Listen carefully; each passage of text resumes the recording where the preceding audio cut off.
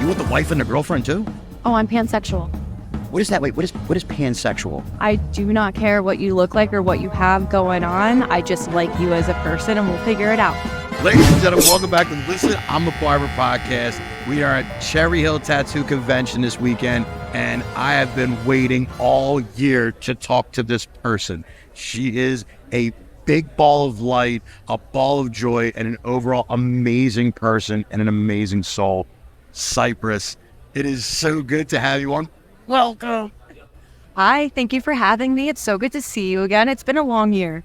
It has been a long year. I feel like I wait for this moment, and then as soon as I get here, it's like, oh shit, like it didn't feel like a year passed. It was like yesterday. Oh yeah, and this convention specifically always feels like a reunion. So I look forward to it every year. So when I get here, it's just like you said, it's like, oh shit, hey, hi, how are you? They are. They're over there. They're over there. They're over there. But I wanted to talk to you today because when we first met, one, your look just stood out to me.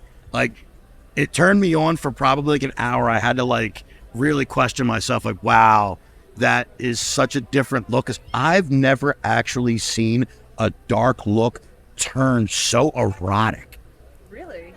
Yeah, I've seen like dark stuff from time to time, but like, you know, like back in the day, like in the early 90s, early 2000s, it was more like emo-ish. Yeah. Like no one really, if I could say sexualized like emo.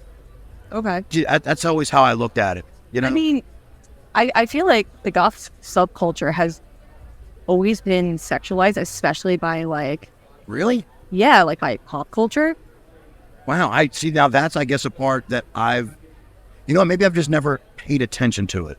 Okay. Because I'm not in that particular part of the culture. Like I grew up with rap music, and I think there was periodic moments in my life where we were all like jamming out to NSYNC and the Backstreet Boys at one point. It's like, wow, it's such a dynamic, but like never got into like the emo goth. I mean, some Hawthorne Heights, remember that? Oh yeah. Like Hawthorne Heights I was into for a little bit. But yeah, like I've just never seen this look like sexualized the way you do, and your brand completely just like, it took me away because I was like, wait a minute.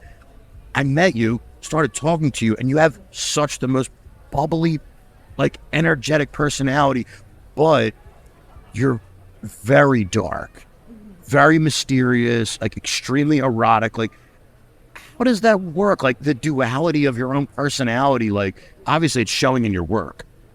I mean, I don't know. I just am the way that I am. I've always been like very outgoing. I am bubbly. I'm very friendly as a person. And a lot of the times, I guess, like I just have a resting bitch face. And overall, when I dress, my aesthetic is very dark. So a lot of people don't want to approach me. But as soon as I smile and I wave and I'm just like, oh, hi, how are you? It throws people off because they're not expecting. I did that. I'm not even going to lie to you. I 100% did that. I was like, oh my God, she's fucking hot. But like, I don't, like, what do I say? But then when you just turned, as you said, just smiled, I was like, I'm like, okay, that's just her style. Like, I've been around too many people in the industry where their look also didn't match like the character. And for you, I feel like when I see your brand, it's like, okay, it's not the brand that I go for, but the character behind it then makes me interested in your brand. Oh, okay, that's interesting. Do you know what I'm saying? Like, as a person, I am now interested. Okay. But if I were to casually be walking, I would be like, oh, that's cool. Like, how would I get into even understanding like this person?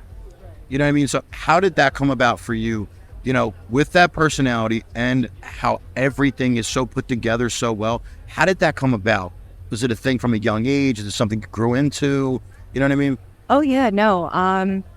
Ever since I was little, I was always interested in, like, I guess, darker things. I was left with my grandmother a lot when my mom was working, and she was my babysitter. And I guess she had a huge influence on me because she's all about Stephen King and horror movies, books. Nice. So I was always hanging out with her. And when we were watching horror movies together, she's actually, my grandmother's a gamer. So, yeah. Your grandma's a gamer? Yeah. She was the one who got me into like Xbox and everything when I was little. She had like the old Nintendos playing like little Pac-Man and Yoshi games. Now, I'm not going to say that she's like an avid gamer on like Call of Duty, you know, but she has her video games that she would spend hours fixated on. And they were always like the Jurassic Park, like Typhoon games or whatever, some like murder mystery. So I've always been very interested in all of like the dark and macabre and spooky. Yeah. And my family was just always very encouraging about what each of us wanted to be and how we wanted to present it.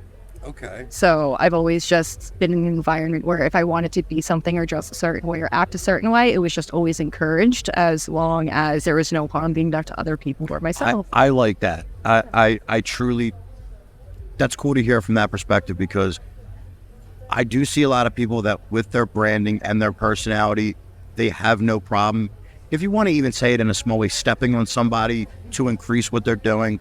You know, my whole career, almost 20 years of cutting hair has literally been, I will give you my clients if I'm too busy. I want you to succeed as well. But as a person, as a business, and to see that your personality have flourished so well, I do see people conflicted with their brand and who they genuinely are. And now that, getting a chance to dive a little bit deeper in with you, I can genuinely see like, this is actually something that you can feel good about. You ever see people that they have a brand, but they can't truly stand behind it? Yeah. Like they don't really represent it. They're like, okay, I'm just going to be this because it just does well and it's attractive, Yeah, they only present themselves for their brand instead of actually living their life and like enjoying what they honestly do. Yeah, I mean, I struggled with that for a little bit, like when I was younger, and I think sometimes when we are like figuring out who we are, like what we like to do, like, yeah, what's your twist? It's like, I like spooky shit. It's like, how spooky? It's like, you want to find out? You know what I mean? How spooky you want it to get? And for me, I'm not the spooky type. I'm more like the mentor type, like been through enough shit in life to where it's like, hey, it might not be the conversation you want, but pull it out of the back pocket in a year when it matters. You know what I mean? Like it's always there for you. It's like timeless information. But I want to get to your brand for a second. So yeah, let's do it. I saw one picture that was like, whoa. It was so dark, but so sexy at the same time. You were in the all black latex, and I think it was just blood everywhere. And you just had such a striking pose. I was like, wow, it is a capturing of a feeling. So with your art and how you portray, like, are you also feeling that moment the way you're showing it to everybody at the same time? I mean, oh yeah, if, all right, so actors, there's different types of acting, and then you have like method acting. Yeah. So when I model, I get very into like the scenario, what's going on, and how I feel. So You're it's submerged. just, like you're yeah, I'm totally submerged. I love that. Yeah, that means like most of the time, like you said, like blood dripping on me. I do a lot of horror shoots, so I'm constantly like in the dirt. I'm like in like gross types of like environments, and 9 times out of 10.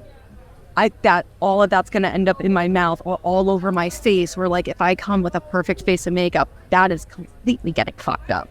Yeah. Like it's just, I just like experiencing it in the moment, because it's like being almost like different characters. So you get to be like as versatile as you want. And so clearly theater, like you've aced theater. I was actually not a theater kid. I couldn't stand them in high school. I had some friends who were in theater, but generally I felt like they were all so dramatic about things. Comes with the territory, though, right? I've softened in age. I was a problem. Yeah. Growing up. Oh yeah, I was wild. I would never believe that.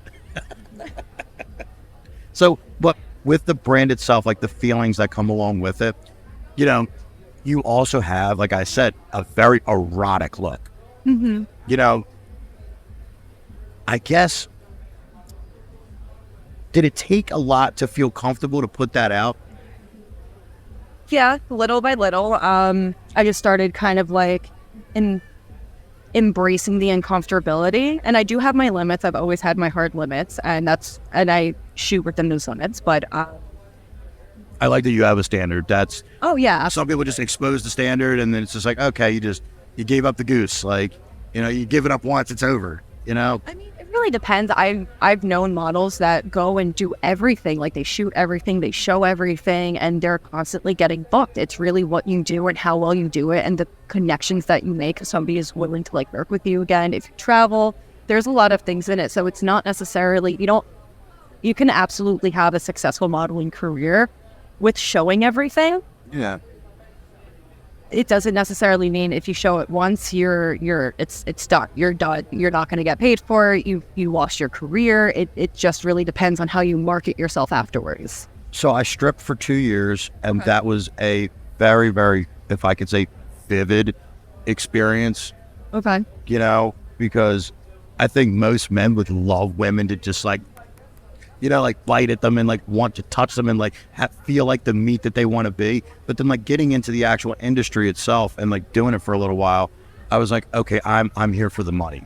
Like I could be very truthful about that, to where it's like, okay, for the first like 2 or 3 times I did it, I was like, fuck yeah, dude, you shake my shit. And now I'm like, okay, I now need to do this for money, because if there's no love here, like it was almost like my ego, it came out at one point, and I'm like, okay, can I match my ego to the money? And it didn't work. Okay. It really didn't work. Like I felt horrible doing it. I didn't really like taking my clothes off, even though I'm in good shape. Like it was awesome for women to want to touch me and all that, but I also was extremely uncomfortable.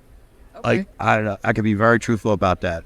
So when I see what you're doing, like, is that a standard for you? Like you don't want anybody touching you. Like it's more or less like the beautiful show. It's like you yourself are a piece of art, not to be touched or tarnished, correct, to some degree? Yeah, no, it's absolutely like that. When I'm shooting, I have like a no touch policy. If you need to move something on me, or if like something doesn't look the right way, just let me know, like, hey, may I please do this? Like everything does have to be consensual, because you're vulnerable, whether you have no clothes on, if you're doing anything implied, it doesn't matter. Just the thought of somebody coming up to you and touching you without your consent, it's weird across the board. Even when you know it too. Oh, yeah. That's what I think was so crazy. I knew these people were trying to touch me, and for like the most part, I was drunk. So it's like the first few touches, like the first few rubs, I'm like, okay. Like you get the first like jitter out, and it's like, okay, like no, I still can't get it out. Like don't touch me. Right. Like if you don't want to pay for that, like it's fine. I ended up making a better stripping career talking to women than dancing for them. And to this degree, like people think I'm like halfway off my ass when I say it. And I'm like, men want the physicality. I've learned that. You see a man at a strip club, it's like he wants titties in his face. He wants to see it all shaking. It's like I've met these women at the strip club, and they just want to have like an unbiased perspective on life that they don't understand. And they're doing it with the entertainment of like, hot guys and like ripped up abs and oiled up. And I'm like, oh, it's just a show. Yeah. It's like, if this is what you want, but like when you see what they really want out of it, it's like, really?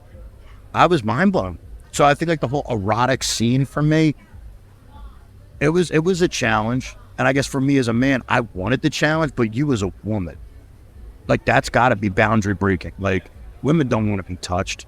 You know what I mean? Like to some point you will sell a little bit, but does that like come into conflict sometimes when you see what maybe the next phase could get you?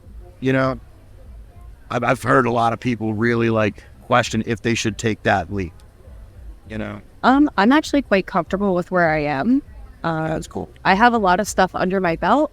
I don't know if like what I've done before, but I've done a lot from not just modeling, but I've also was a professional dom when I lived at Brooklyn for 3 years. Yeah, I was very interested in it.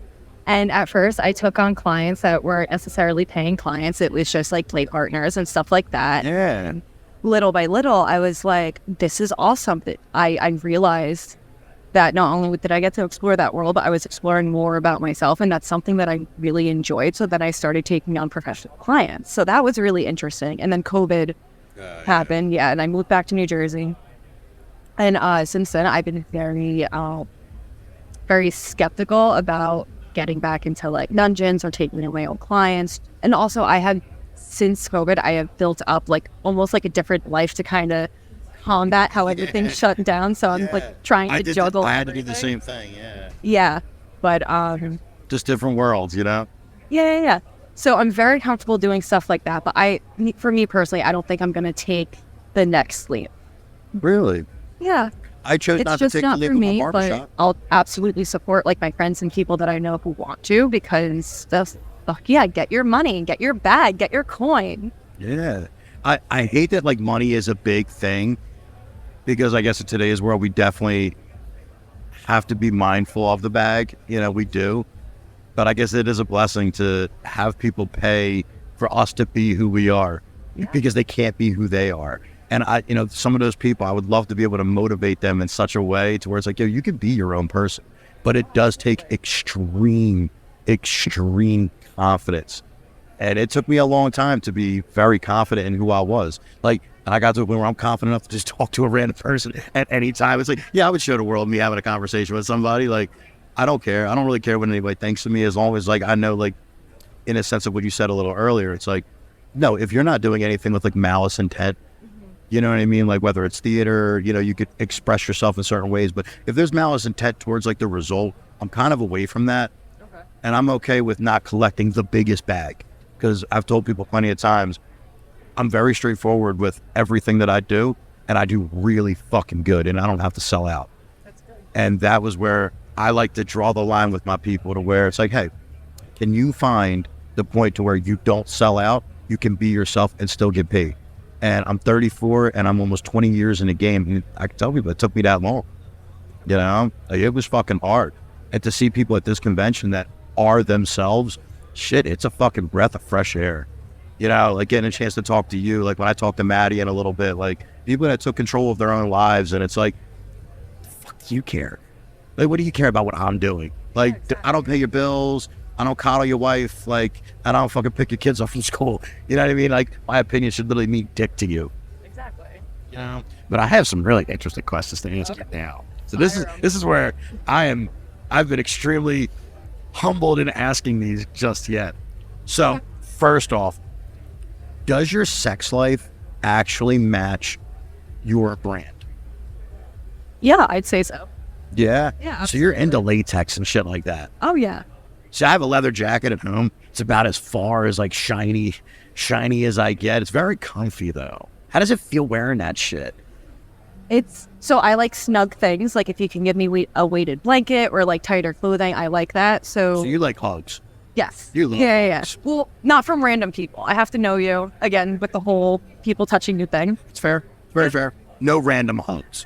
No random hugs, no. Because that'll put me into fight or flight and you're probably going to get hit. Ooh. I'll be honest, I don't want to get hit by you. No, you don't. I don't. No. Like, I'm genuinely scared. I love fighting men. Yeah? Yeah. That's kind of sexy. Like, do you fight now? Does the brand match the bedroom? Like, do you fight men in the bedroom too, or no? I mean... Left hook? No. Scratches? No, maybe? I'm not into domestic violence whatsoever. If you want to pay me to kick the shit out of you, I absolutely will. Okay, so there's got to be a boundary. Caregiving. That's a caregiving thing. If you want to give me money so you can be taken care of in a certain way, and I also get to get out some frustrations, and everyone's A-okay with it, let's do it. Really? Yeah. You know what? That's really fucking fair. I really like that, because you know what? It's purely subjective at this point. It's like, do you want to get the shit beat out of you? It's like, well, what do you like? I got whips, chains. You want handcuffs? Like... But see, to me, that's also work, because I have a partner, I have a boyfriend, long term, and he personally is not into like getting hit and stuff like that. But there's other things that we match on in the bedroom. I'm not into getting hit. I mean, but I don't. And I totally get that too. Like, there's sometimes where we're in the middle of it, and like he'll go to like slap me, and I'm just like, not today. Like, I'm not feeling it today. Yeah. I will want to hit you after. So like. You know? That's fucking awesome. So, question though. Yeah. Have you ever been with a short dude? Yes. How short? Oh, shit. All right. So. I'm 5'3". How tall are you? I am 5'9", 5'10", around there. Okay, now with those shoes on, where are you at? Like 6'2"? Around like 6'1", 6'2", yeah. 6'1", 6'2". Because I would need a ladder to climb it. Probably, yeah. But see, I've chopped down plenty of trees in my life. Like, that wouldn't be a problem. But, like, do you find that that's a problem for little guys for you? No, not really. Very easily to work I mean, with? so I haven't been with several short men, but the one that I have been with, like, significantly shorter than me, I didn't notice any weird differences. Like, yeah, no, I mean, he was good at what he did. Yeah. And so I can't tell you many women that I've been with that were actually shorter than me. Okay. So it's like, that's the irony of like the whole fucking thing, because I think I had somebody 11 years I was with, and she was like 5'5". So even that was like short, but like still taller than me. You know what I mean? My fiance now is like 5'1", and I'm like, I look at her like, you know what I mean? I can see you, like you're right in my peripherals. You know? But I'm so happy you came on, and I want to talk about one thing before we wrap this up. You know, your passion clearly came from your grandma, you know, came from like a lot of influence. Like, if there's something you could tell somebody out there that, you know, doesn't know how to find that in themselves, like, what would you say to them? You know, I have my ways of saying, hey, it's more of a grab your nuts type of deal. And I know that doesn't work for everybody. I know everybody in life has their own different ways of exploring life themselves, and way more things in between. Like, what's your advice to people to get to, you know, as comfortable as you've gotten? To me, you've broken molds that like I've never really seen women break. To also know you in person as well kind of takes it to the next step, you know? I mean, me personally, I've always had a don't give a fuck attitude, even though it's paired with really bad social anxiety. But with that, no way, not absolutely. You. Oh yeah, to the point where I forced myself to leave my house to go to a store, got inside of the store parking lot, and was like, I can't do it. I just cannot do it. Yeah. And over the years, I realized that that's going to be something that stops me from doing things, or I can just go ahead and do it, because there's other people who probably have anxiety who just force themselves to do whatever. And that's kind of the mentality I've had throughout all these years, where I'm just like, you know what? I can either hold myself back, or I can just go and fucking do it. And I was kind of sick of feeling like I've missed out on things. Like, I just don't want to really have regrets. My last episode that I posted was called Reality Check. Mm-hmm. And I had said something in it where I was like, you know, I had taken so many risks in my life. You know, some really hurt me, others really paid off. But, you know, when them ones that really fucking hurt, I sat back and I'm like, nah, I think I'm going to chill. And then, you know, I chill and I try to regroup, and then I'm not living. And then that thought like hits me so hard that I have to live.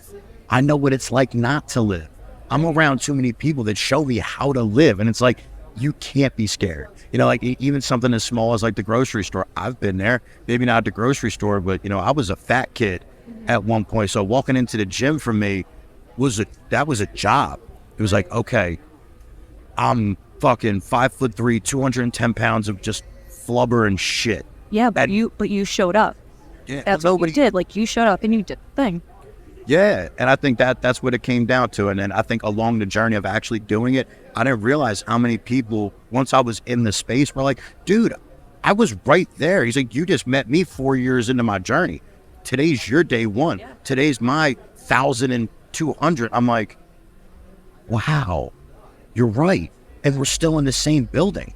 Yeah. Like, we're still doing the same things. And I'm just like, oh my God. It's fucking mind-blowing, dude. Yeah, I mean, I realized along the way that when you think about it, everyone in adulthood, no matter what, is still kind of lost, and they're just trying to figure out what to do. So if you have that anxiety of like, oh, I don't know, what are they going to think? Or like, I don't know if I could do this. Just know that everyone else around you is kind of in the same boat. Yeah, they may have more experience, or like, yeah, certain tasks or doing certain things may be easier for them. But at the end of the day, everyone has that little thought of, it's just like, oh shit, am I really an adult? Is this what I'm supposed to be doing? Like, I'm 34 years old at a tattoo convention. We're just trying to figure it out. So why not just take a chance along the way? Just see how far you can actually explore yourself. Yeah. I mean, dude, I'll tell you what, like, I was scared shitless to be at this convention with the podcast, like, to talk to people that, yeah, because like I talk to people all day, but it's in like the privacy of like my own control. Like out here, I have no control. I have no control who comes in and pushes something over on the set, or something goes down. And it's like, you know, it's like there's that fear, and it's like wow, people are listening to the conversation. That's the last thing on my fucking mind. That's true. It's to be able to give it to somebody with every other thing, like combating in between, like, okay, we lost this is down, the power is out, the health board's over here, and it's like, oh shit, that guy's tattooing, he can't come in. And I'm like, I still want to be able to give like the greatest experience for my brand as well as you. And sometimes it's like the outside is the challenge, you know what I'm saying? It's like, I'm not scared of what I'll do. I've already broken plateaus in myself to where I'm like, oh yeah, I'll do it, but it's like, can I logically say that this is the right time to do it? That's where I like have my conflicts and shit. Okay. You know what I mean? But guys, thank you so much for tuning in. This is, like I said, one of the most beautiful souls I've gotten a chance to meet in the last 3 years. Her name is Cypress. Give her a follow. I'm going to drop all her information down low. And I'm telling you, it's a very interesting experience to jump on her page. So if you got a wife or a girlfriend, just don't shallow. That's I want that. Oh, you want the wife and the girlfriend too? Oh, I'm pansexual. What is that? Wait, what is pansexual? I do not care what you look like or what you have going on. I just like you as a person, and we'll figure it out. So then I would consider myself pansexual then. Like, Would it matter to you if you started dating somebody who was trans? that would, yeah. I think I'm strict. Okay, yeah. So I'm not. I'm into just the open idea of like open idea of a woman. Okay. Yeah, like men and women. I think whatever sexual preference is, shit. If that gets you fucking going, that gets you going. Like there's very, very, very close people in my life that are gay, lesbian, and transgender that even come to my shop, and I have no problem with what they do. You know, I actually am very more willing to talk to them about it. I'm like, yo, can you tell me more? Because the world will criticize you, and I don't want to criticize or seem like I would, but I would like to understand.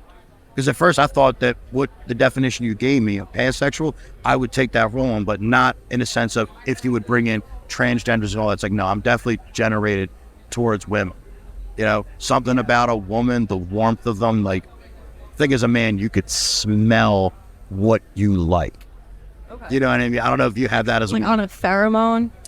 I think that's like what on it's a called. pheromone level. Yeah, absolutely. Like I've walked around women to where I've seen some of the most beautiful, stunning, knockout women. But I'll pass by them and I'll see maybe if you want to say like this is like the society standard 6, and I'm like